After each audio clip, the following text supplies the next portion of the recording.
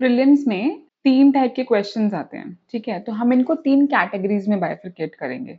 The first category उन questions की होती है जिन क्वेश्चंस को आपने पढ़ा है, बिल्कुल अच्छे से पढ़ा हुआ है, ठीक है? मतलब आपके टेक्स्ट बुक्स के अंदर आपके एनसीईआरटीज, आपके लक्ष्मीकांत स्पेक्ट्रम, ज्योग्राफी के एनसीईआरटीज, इन सब के अंदर you have read those questions are called easy questions, ठीक है? ये अप्रोक्सीमेटली 30 to 35 क्वेश्चंस होते हैं। किसी भी पेपर में आपको 30 से 35 इजी क्वेश्चंस मिल रहे हैं, मतलब वो बहुत अच्छा नंबर है कि आपने आपकी बिगिनिंग बहुत अच्छे से हुआ है किसी भी प्रीलिम्स के अटेम्प्ट को क्लियर करने के लिए, ठीक है? Then there is another category of question which is category number 3, which ये वो क्वेश्चंस हैं जो आपने बिल्कुल ना कभी देखे हैं, ना कभी सुने हैं, ना कभी पढ़े हैं, ठीक है? मतलब डिफिकल्ट क्वेश्चंस। जैसे एंशिएंट इंडियन हिस्ट्री के अंदर कोई भी टर्म उठा के दे देंगे कि आपने ये पढ़ी हुई है, इसको ये किससे रिलेटेड है, ठीक है? That is one kind of a question, ठीक है? और या फिर न्यूज के अंदर से कोई भी टर्म है, कोई भी ऐसे अग्रीमेंट्स हैं जो बहुत कम न्यूज में थे, फेक से थे, तो आपने पढ़े नहीं, सुने नहीं, those are called difficult questions, ठीक है? इनकी they are also about 30 to 35, I'll say 25 to 30, ठीक है? They are also about 25 to 30। ये वाले जो क्वेश्चंस हैं, ये वो क्वेश्चन हैं जिनको आपने अटेम्प्ट नहीं करना है, ठीक है? ये इजी वाले वो क्वेश्चंस हैं जिनको आपने फॉर श्योर अटेम्प्ट करना है। Then came a third category which is in between, medium level questions, ठीक है? ये कौन से क्वेश्चंस हैं? अगेन ये भी 30 to 35 ही होते हैं, डिपेंडिंग अपॉन 5-10 इधर 5-10 इधर, ठीक है? ये वो क्वेश्चंस हैं जिनको आपने पढ़ा तो है, समझा भी है, लेकिन बहुत ही कॉन्सेप्चुअल क्वेश्चंस हैं, you are not sure about their answers. या फिर सेकंड ये हो सकता है कि आपको 2 स्टेटमेंट्स के बारे में आपने पढ़ा है, third statement all of sudden कहीं और से आ गई, आपको नहीं पता है, ठीक है? या फिर एक बहुत नॉर्मल क्वेश्चन के अंदर बहुत ट्रिकी बना के उसको पूछा है। So these are medium difficulty. अगर किसी का भी सिलेक्शन होगा तो मैक्सिमम यहाँ से करेक्ट करने पे होगा, ठीक है? अदरवाइज सिलेक्शन होना बहुत डिफिकल्ट है। तो आपका सिलेक्शन कहाँ लाए करता है? मीडियम लेवल क्वेश्चंस के अंदर। सो जहाँ पे आपके इजी क्वेश्चंस हैं जिनको आपको फॉर श्योर अटेम्प्ट करना है, दूसरी तरफ आपको डिफिकल्ट क्वेश्चन है जहाँ पे आपको छोड़ देना है। सो होगा क्या, for every individual it will very. किसी को एक दो इजी क्वेश्चंस भी नहीं आते होंगे और किसी को एक दो डिफिकल्ट क्वेश्चंस भी आते होंगे। किसी ने वो न्यूज पढ़ ली होगी छोटे से बॉक्स में जो कहीं आई हुई थी, किसी ने शायद उस टर्म को पढ़ा होगा, किसी का बैकग्राउंड हिस्ट्री में होगा तो उसे टर्म पता है, किसी का बैकग्राउंड पॉलिटी में होगा तो वहां पे कुछ ट्रिक है तो वो उसको पता है। तो एक दो क्वेश्चन यहाँ वहां हो सकते हैं, बट अगर आपके जो 1-2 का डिफरेंस है 5-7 के ऊपर आता है तो आपके लिए प्रॉब्लम क्रिएट हो जाएगी। मतलब अगर किसी को 5-7 क्वेश्चन इजी नहीं आते हैं, then you are in a deep trouble, ठीक है? और अगर किसी को से 5-7 डिफिकल्ट क्वेश्चन भी आते हैं apart from this, then your selection is for sure, वो तो हो जाएगी, ठीक है? लेकिन the real game lies in the medium level difficulty questions. Why? The maximum number of question जो आपको चाहिए वो यहाँ से करेक्ट करना चाहिए। बिकॉज देखो, अगर 30 क्वेश्चन यहाँ पे हैं, से 60 to 70 नंबर तो यहाँ पे बन गए। बाकी अगर हम 100 as a par cut off भी मान के चलते हैं, because 30-35 is a good number, कई बार 20-25 पे भी रुक जाती है नंबर की जो आपको आते हो, ठीक है? तो अगर आपके 60-70 यहाँ पे है, 100 आपका कट ऑफ है, तो आपको अप्रोक्सीमेटली 30 to 40 मार्क्स चाहिए मीडियम लेवल से। वो कब आएंगे? जब आपके नेगेटिव जितने कम होंगे और पॉजिटिव जितने ज्यादा होंगे इन 30-35 के अंदर। ओके, तो मतलब आपके अगर 20 नेगेटिव हैं और 20 पॉजिटिव हैं तो नहीं हो रहा, लेकिन अगर आपके 30 पॉजिटिव हैं, 10 नेगेटिव हैं, तो आपके सिलेक्शन के चांसेस क्या होंगे? बढ़ जाएंगे, ठीक है? तो इसीलिए focus on these questions very much. And ये आपके तभी करेक्ट होंगे जितनी ज्यादा आप टेस्ट प्रैक्टिस और रिविजन को इंश्योर करोगे अपनी। ये आपके रिविजन से ठीक हो जाएंगे, ये तो रब रखा, आ गया तो आ गया, नहीं आया तो नहीं आया। लेकिन जो मीडियम लेवल के क्वेश्चंस हैं वो तभी ठीक होंगे जब आपने बहुत शिद्दत से प्रैक्टिस की हुई है, ठीक है? दूसरा पॉइंट, जो भी जितना आप अपने करंट अफेयर्स को स्टैटिक की तरफ ले जा सको उतना बेटर है। मतलब जैसे अब आपके रैंक 3 ने भी बोला है कि उनको नेशनल पार्क्स याद थे, उनको टाइगर रिजर्व याद थे, दूसरों के लिए वो करंट अफेयर होगा, उनके लिए वो स्टैटिक है, ठीक है। तो ऐसे ही आपके लिए मैप वर्क जैसे करंट अफेयर होगा, लेकिन अगर जितना आप मैप वर्क को भी स्टैटिक की तरफ ले सको उतना आपके लिए हेल्पफुल है। इसीलिए हमने मैप वर्क की एक बुक भी रिलीज करी है for places in news in prelims, for prelims in and also there is a static map work की बुक। तो इफ यू गेट इट, वहां पे आपका बहुत सिंप्लीफाइड मैप्स में we have covered the places in news and map work, you can take it from the website itself. But having said that, जितना आप अपने तरफ से स्टैटिक प्रिपरेशन को स्ट्रेंथन करोगे उतना आपकी करंट डिपेंडेंसी रिड्यूस होगी और उतने ही आपके चांसेस स्ट्रेंथन होंगे टू क्वालिफाई प्रीलिम्स। बिकॉज सिर्फ 10 से 15 क्वेश्चंस होते हैं जो करंट में से आते हैं, बाकी करंट के स्टैटिक पोर्शन से आते हैं। तो आपका फोकस किस पे होना चाहिए? करंट के स्टैटिक पोर्शन पे, मतलब आपकी टेक्स्ट बुक आपको अच्छे से रटी हुई समझी हुई होनी चाहिए। तो you can not be lenient with your NCRTs, you cannot be lenient with your Lakshmikant, you cannot be lenient with your spectrum. All right, so these are the points that I wanted to make before we actually go into the PYQ discussion. Now let's see. So this is our polity session 7. ठीक है, यहाँ पे हम 2024 के देखेंगे। Now if I talk about 2024, यहाँ पे जो क्वेश्चंस हैं, पॉलिटी का section was largely easy questions. तो जो हम फर्स्ट 10 क्वेश्चन देखने वाले हैं वो बहुत इजी क्वेश्चंस हैं, डायरेक्टली आपके स्टैंडर्ड लक्ष्मीकांत से पूछे हुए हैं, या फिर अगर आपने कोई और टेक्स्ट बुक भी पढ़ी है तो उसमें से पूछे हैं। तो let's see, the very first question says, with reference to Speaker of Lok Sabha, consider the following statements. While any resolution for the removal of Speaker of Lok Sabha is under consideration, तो किसके ऊपर है? Removal of speaker की resolution के ऊपर there is the question on the role of speaker. तो किस में पढ़ोगे? पार्लियामेंट के अंदर पढ़ोगे। एंड जिसने एक बार भी लक्ष्मीकांत पढ़ी है उसको पता है कि सेम लाइनें लिखी हुई है लक्ष्मीकांत के अंदर, ठीक है। इफ नोट तो आपके बेयर एक्ट के अंदर भी, आपके कॉन्स्टिट्यूशन के अंदर भी ये सब लिखा है। Then very first statement is, he or she shall not preside. He or she shall not have right to speak. He or she shall not be entitled to vote on resolution in the very first instance. So अगर आपके removal किसी भी authority की, not just speaker, अगर किसी भी authority के ऊपर क्वेश्चन मार्क है, that person will not be a जज ऑफ हिज ओन केस, ठीक है। तो इसीलिए ही और she will not preside. So the very first statement is correct. तो ये तो ठीक हो गई। Second statement is shall not have a right to speak. Now अगर आपको नहीं भी पता है, आपने नहीं भी पढ़ा है, एक लॉजिकल अगर हम माइंडसेट से सोचें, क्या कभी ऐसा हो सकता है इंडिया में जिसके ऊपर एलिगेशन है उसको बोलने का राइट नहीं दिया जाए? ये तो ह्यूमन राइट्स का भी वायोलेशन हो गया ना। You do have a right to represent, that is what your right to equality stands for.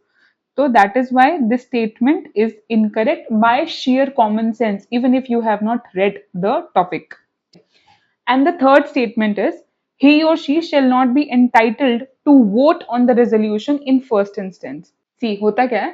When speaker is presiding in the chair, that speaker, because he is like higher among his, as one of the member of the parliament session, चाहे लोकसभा हो का राज्य सभा के speaker है, वो parliament का he's a member, right? Now when he is allowed to be in the chair, so he had little extra powers, all right? That तब क्या होता है कि कभी भी सेशन होता है तो speaker has a veto vote. तो अगर कभी भी टाई होता है तो स्पीकर का वोट वीटो वोट माना जाता है, तो whatever he says will go. लेकिन यहाँ पे क्या है, he shall not be entitled to vote on the resolution in the first instance, no, because अब वो स्पीकर नहीं है but as a member, because resolution as a speaker है, मेंबर नहीं है, तो he will vote like a member, not as a speaker. तो उनका वीटो वोट उनसे लिया जाता है, लेकिन उनका जो फर्स्ट इंस्टेंस में as a member he is entitled to vote. So this statement is incorrect. Always remember, the powers are being questioned as a speaker, not as a member. That is why the statement 3 is incorrect, and the answer here is 1. Now, having discussed this question, I'll tell you this topic, removal of speaker, is very important and pertinent for this year question paper as well. Why? Because there was some news that the opposition is trying to bring a motion against Om Birla. So that is why this topic is still relevant. For this year, it has a potential that there might be a question on this topic as well. So be very thoroughly versed with the topic. All right. So now let's see question number two. Again, this question is from Parliament. So there were a lot of questions this year which were taken from Parliament in 2024. So the question says, with reference to Indian Parliament, consider the following statement. A bill pending in Lok Sabha lapses on its dissolution. So ये किसके ऊपर है question? Passage of bill. A bill passed by Lok Sabha and pending in Rajya Sabha lapsed on the dissolution of Lok Sabha. A bill in regard to which President of India notified his or her intention to summon the House to a joint sitting lapses on dissolution of Lok Sabha. ठीक है. So यहाँ पे आपकी जो बात है समझने की, I'll give you a formula जिससे अगर कुछ और भी आता है तो you can get the answer correct.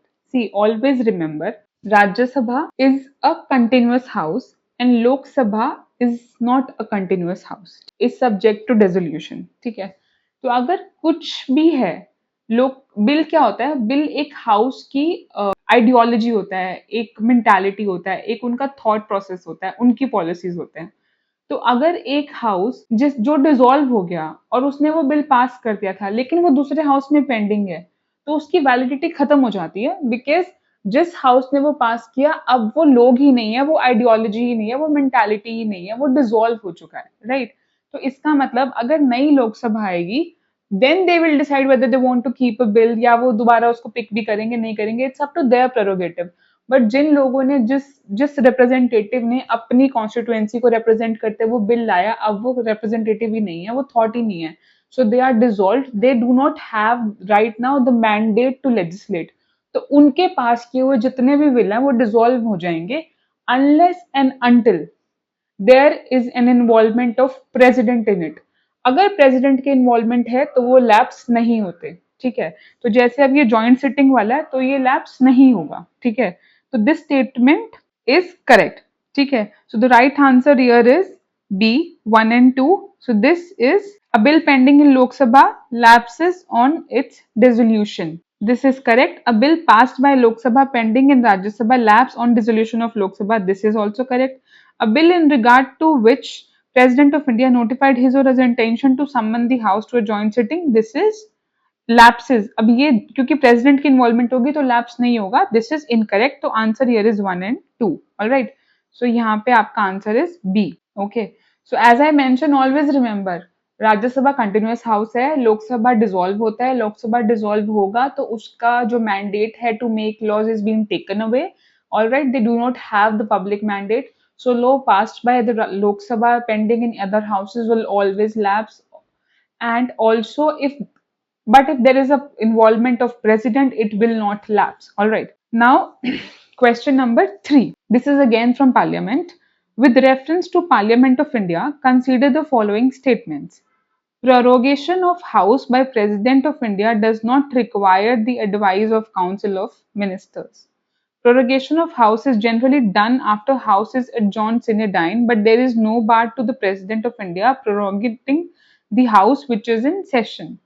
Dissolution of House is done by President of India who, in exceptional circumstances, does so on advice of Council of Ministers. ठीक है. सो यहाँ पे क्वेश्चन है प्रोरोगेशन ऑफ हाउस के ऊपर, power of president in terms of prorogation of house. सबसे पहले what is prorogation? मतलब जो भी आपके सेशंस होते हैं वहां का एंड हो जाना परमानेंट. ठीक है. एडजॉर्न सिने डाई का मतलब क्या होता है? It is the speaker he adjourn the session sine die, कि मतलब जब तक अगली, जैसे क्या होता है जब आप कोर्ट में भी देखते हो, आपने मूवीज में देखा होगा, the court is adjourn till lunch time या till this particular date, next days is this. तो अगर कोई पार्लियामेंट का सेशन है, अगर स्पीकर ने बोल दिया कि जो 2 दिन तक छुट्टी है, मान लो अब मंडे को हम मिलेंगे, तो दैट इज एडजॉर्नमेंट. सीनेडाइन मतलब कोई डेट नहीं दी है. ठीक है. तो एडजॉर्न कर दिया लेकिन नेक्स्ट मीटिंग की कोई डेट नहीं दी है. जब स्पीकर ये सब करता है तब एडजॉर्न सीनेडाइन करता है, तब उसके बाद प्रेसिडेंट प्रोरोग करता है. प्रोरोग मतलब एंड कर देता है सेशन को. ठीक है. कि अब इसके बाद in this particular section there will be no meeting because it has been prorogued. This is prorogation and adjournment. So the second statement here is बिल्कुल correct and the first statement is, देखो कोई भी president के पास जो power है वो discretionary power नहीं है, ठीक है. The power which president has, because it is he is a nominal head, is dependent on aid and advice of council of minister led by the PM. All right, the first statement is incorrect and the third statement is also correct, so the answer here is C, which is your second and third. Dissolution कर सकता है exceptional circumstances के अंदर, but that needs council of minister की advice. So let's see the constitutional article. The very first statement is from Article 74. And as I discussed, the prorogation, the president has constitutional power to prorogue while it is still sitting. All right. Dissolution is done on advice except in exceptional circumstances. This is correct. When ministry loses its majority, or the president must decide if an alternative government is possible before dissolving. Okay. So this is third statement. Now, question number 4. The question number 4 says, consider the following statement regarding Nari Shakti Vandan Adhiniyam. ठीक है, नारी शक्ति वंदन अधिनियम is an act which has allowed the women to have 33%, actually not allowed, mandated the women to have 33% reservation of seats in Lok Sabha. And remember this, Lok Sabha and state legislative assemblies, it's not in Rajya Sabha. इससे पहले it is only 73rd and 74th constitutional amendment act जो local bodies के हैं, जहाँ पे 33% mandatory reservation है women के लिए. नाउ ये जो टॉपिक है नारी शक्ति वंदन अधिनियम, ये आपके इस साल के लिए भी इंपॉर्टेंट है, because yesterday only I believe the prime minister gave a nation wide address with respect to this particular act, that they are planning to increase the number of seats of Lok Sabha. Then you read the procedure, how the number of seats can be increased. ये भी important हो गया, ठीक है. Second statement that second proposal that is there is, they are planning that they will go on do the delimitation exercise on the basis of 2011 census. तो ये सारी चीजें जो आपके लिए बहुत इंपॉर्टेंट है. देखो जो लास्ट हमारा एक्ट आया था वो ये था कि 2026 तक डिलिमिटेशन फ्रीज्ड थी. 2026 के अंदर नए सेंसस के बेसिस पे डिलिमिटेशन होनी थी फिर से. बट हुआ क्या, बिकॉज कोविड की वजह से सेंसस को डिले किया गया और सेंसस अभी तक हुआ नहीं है, ठीक है. तो जब तक डिलिमिटेशन सेंसस नहीं आएगा डिलिमिटेशन भी नहीं होएगा. अब डिलिमिटेशन नहीं होगा तो रिजर्वेशन ऑफ सीट्स भी नहीं मिलेगी. तो इस एक्ट को लाने के लिए गवर्नमेंट हैज एडवाइज्ड कि हम फ्रेश डिलिमिटेशन करते हैं, लेकिन 2011 सेंसस पे, let's not wait for the new census, ठीक है. उसका बेनिफिट ये भी है कि जो डिस्पैरिटी है, बिकॉज आपके जो सदर्न स्टेट हैं वो 2.1 फर्टिलिटी के टीएफआर के नीचे आ गई, लेकिन जो आपकी नदर्न स्टेट्स हैं, जो मोस्ट पॉपुलेटेड स्टेट्स हैं, that is your UP and Bihar, ये सब में फर्टिलिटी रेट अभी भी हाई है, नॉर्थ इंडियन स्टेट्स के, नॉर्थ ईस्टर्न स्टेट्स के अंदर भी. तो वहां पे what they are planning to do is, so that there is a parity and the southern states and the state which has performed in good TFR, they should not be penalized for their better performance. That is why they are saying that we will do the delimitation on 2011. So ये सारी जो चीजें हैं ना, तो आप delimitation commission, how delimitation has happened, 84 constitutional amendment act, please read that thoroughly because वहां से question आने की probability बहुत high है. Okay, so let's see the question now. Consider the following statement regarding Nari Shakti Vandan Adhiniyam. Statement 1 is, provisions will come into effect from 18th Lok Sabha. Second is, it will be in force for 15 years after becoming an act. Third is, there are provisions for reservation seats of scheduled caste women within quota reserved from scheduled caste. This statement is correct. This statement is incorrect. Answer here is C, second and third, because it will not confirm whether it will be coming in 18 Lok Sabha or not. So that is why first statement is incorrect. Okay. Now question number 5th is, a writ of prohibition is an order issued by Supreme Court or High Court to a government officer prohibiting him from taking a particular action. So the question is on writ of prohibition. ठीक है, ये आपके article 32 fundamental right से question है. The parliament and legislative assembly to pass a law on prohibition, the lower court prohibiting continuation of proceeding in a case, the government prohibiting it from following an unconstitutional policy. See, there are two type of writs which are available only for the lower courts and tribunals. Those writs are writs of prohibition and certiorari. So prohibition क्या करता है? It prohibit to stop a lower court from proceeding with the case, and certiorari to quash an order passed by a lower court. तो ये याद रखना कि सिर्फ दो ऐसी रिट्स हैं जो सिर्फ और सिर्फ लोअर कोर्ट ट्राइब्यूनल पे आती हैं. So the minute you know this you have the answer which is your answer C. ठीक है. So the writ of prohibition and certiorari are available only against the lower court or tribunal. They are not available against the government officials. All right. So that is why your answer here is C. So that is why it's an easy question, because ये तो बहुत basic है ना. Fundamental right पढ़ोगे तो you will read that. Then is your question number 6. See in the previous video I asked you please point out a pattern कि UPSC के prelims PYQs में क्या हमने एक पैटर्न नोटिस किया, किस टॉपिक में से बहुत ज्यादा क्वेश्चन आते हैं. Scheduled tribe and schedule caste. Schedule tribe specifically tribal affairs में से हर साल there has been one question continuously in 21, 22, 23, 24. ठीक है. सो यू रिमेंबर कि वहां से एक क्वेश्चन तो आता है, तो प्लीज उसको थरोली पढ़ लो. एक बार एफआरआई के ऊपर क्वेश्चन था. Now there is a question on is it the governor of state who recognize and declares, मतलब रिकॉग्निशन के ऊपर है. स्टेट के क्या रोल हैं, सेंटर के क्या रोल हैं, कौन सी लिस्ट होती है. Please read that. हर साल वहां से एक क्वेश्चन आ रहा है. छोटा सा टॉपिक है, आधा एक घंटा नहीं लगेगा कवर करने में, and you will be able to fetch 2 extra marks. And you know in prelims even 0.5 or 1 marks make hell lot of a difference. So please इस टॉपिक को अच्छे से कवर कर लो, because every year there has been a continuously one question. ठीक है. So please read that. Now in this question, कभी भी जब भी आप कोई भी स्टेटमेंट आती है ना जहां पे लिखा है प्राइम मिनिस्टर, प्रेसिडेंट, गवर्नर, इन सब के बारे में कि ये रिकॉग्निशन देता है, ये करता है chief minister, please read that twice before marking it correct और इनकरेक्ट. मोस्टली ट्रिक्स वहीं पे छुपी होती है कि आपको बस ये याद करना होता है कि ये प्रेसिडेंट करता है, कि गवर्नर करता है, कि प्राइम मिनिस्टर करता है, कि चीफ मिनिस्टर करता है. If you know that you will get your answers correct. Tricky वहीं पे बनाते हैं. This is the only place that they change the facts. ठीक है. So the question is it the governor of the state who recognizes and declares any community of a state as a scheduled tribe? ठीक है. A community declared as a scheduled tribe in a state need not be in another state. This तो we all know. Paper भी भरा है, मतलब form भी भरते हैं ना, तो we know this is correct. Now it is not the governor, it is the president who does. That is why statement 1 is incorrect and the answer is B. उनकी एड एंड एडवाइस ली जाती है, but it is the president who recognize and declares any community as tribal community under article 342 of Indian constitution.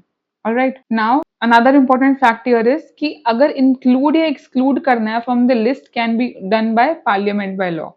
ठीक है. Announce declare वो करेंगे president, लेकिन अगर लॉ के अंदर कुछ भी चेंज करना है तो नेचुरली है वो प्रेसिडेंट पार्लियामेंट करेगी. ठीक है. Let's move to 7th question. With reference to union budget consider the following statement. The union finance minister on behalf of prime minister lays the annual financial statement before both the houses of parliament. This is again the same question where they have played with the trick. But the problem here is UPSC की official answer की में इस question का answer गलत दिया हुआ है. ठीक है. They have marked the very first statement as correct, but in reality this statement is incorrect. ठीक है. Union finance minister prime minister के बिहाफ पे नहीं, प्रेसिडेंट के बिहाफ पे ले करता है. This is the exact wording of the constitution of India. That is why the answer should be B, because second statement is correct, but they have marked the statement as correct, so they have given answer as both C, but the correct answer here is B only, because first statement is incorrect. And then at the union level no demand for grant can be made except on recommendation of President of India. So this is correct. Answer is B. Okay. सो कई बार UPSC भी कर देता है. इस paper के अंदर polity section के अंदर 2 क्वेश्चन ऐसे थे जिसका यूपीएससी ने गलत आंसर दिया हुआ है ऑफिशियल आंसर की के अंदर. Even supreme court said that. ठीक है. So that is why you can't do anything about it now. Later it can't be undone, but what has been done is done. So it is on article 112 which says the president shall cause to be laid before both the houses the annual financial statement. ठीक है. Now this is article 112, which is saying it is the president who has to, and the president doesn't do. Even before the budget session, he speaks, and then followed by the finance minister who lays down the budget on behalf of president. ठीक है, ऐसे जितने भी होते हैं generally वहां पे prime minister का रोल नहीं होता, क्योंकि प्रेसिडेंट नॉमिनल हेड है, तो प्रेसिडेंट का रोल होता है, प्राइम मिनिस्टर का रोल नहीं होता है। ठीक है, तो जनरली ये स्टेटमेंट इनकरेक्ट ही होती है। Then come to question number 8। Who was the provisional president of Constituent Assembly before Dr. Rajendra Prasad took over? C. Rajagopalachari, B. R. Ambedkar, D. Krishnamachari, and Sachidanand Sinha. The answer is Sachidanand Sinha. This is very factual question. You know it, you don't know it. So अगर आपने पढ़ा है तो आपको आता है, नहीं पढ़ा है तो नहीं आता है। वैसे बहुत इजी क्वेश्चन है, because everybody reads it, even in history और पॉलिटी के पहले दूसरे चैप्टर में ही है ये। So that's wire. Next question is, with reference to Government of India Act 1935, consider the following statement. It provided for establishment of All India Federation based on Union of British India, provinces and princely state. This statement is correct. Defense and foreign affairs were kept under control of federal legislature. तो dyarchy introduce तो की थी, लेकिन federation बना के centre को नहीं दिया था। जनरली क्या होता है कि व्हेन यू आर अटेम्प्टिंग ना, यू दिस इज लेजिट ना, सेंटर को ही दिया होगा ना, क्योंकि हायर पावर तो उनके पास ही रखी होगी। बट नहीं, they keep it to governor general. ठीक है, सो डायआर्की के अंदर they had two kind of subject transferred. This is how your brain play the tricks, and then you have reserved. Because इतने क्वेश्चन करने के बाद ना there is something called brain mental fog, या फिर जिसको लगा लो प्री कंसीव नोशन, या फिर lack of stepping back and watching it from the bigger picture. ठीक है, so that is why you should always be alert, think twice before marking the answer correct. ये सिर्फ इसलिए है because after solving a lot of question I will feel like हाँ ये तो centre के पास, फेडरल के पास ही गया होगा ना, क्योंकि डिफेंस और फॉरेन अफेयर्स है। बट नो, इंडिया में भी ऐसा ही है, बट तब क्या था, गवर्नर जनरल के पास रखा गया था। So that is why your statement B is incorrect. Okay, so as per Article 368 of Constitution of India, the Parliament may amend any provision of Constitution by the way of addition, variation, repeal. This is just to trick you. Parliament can amend Constitution means it can amend Constitution in any ways. ये तो सिर्फ ऐसे ही है, डाल कुछ भी उसके अंदर ऐड करें, कुछ चेंज करें, if they can amend by any way. ठीक है, so the answer here is D, is just to confuse you. There's no trick out here. Okay, so these were the 10 questions. Remember what we have discussed, important topics for this year. We have also discussed what are the questions that you should be aiming for when you're sitting in the exam. What is the purpose of test practice? Do that. And if you have any doubt, please reach out to us. Thank you. I'll see you in the next session with question number 11 to I think 18 or 19 maybe. There are 8, 9 questions left in 2024. Then we'll move to science and tech. All right. Thank you. Have a nice day.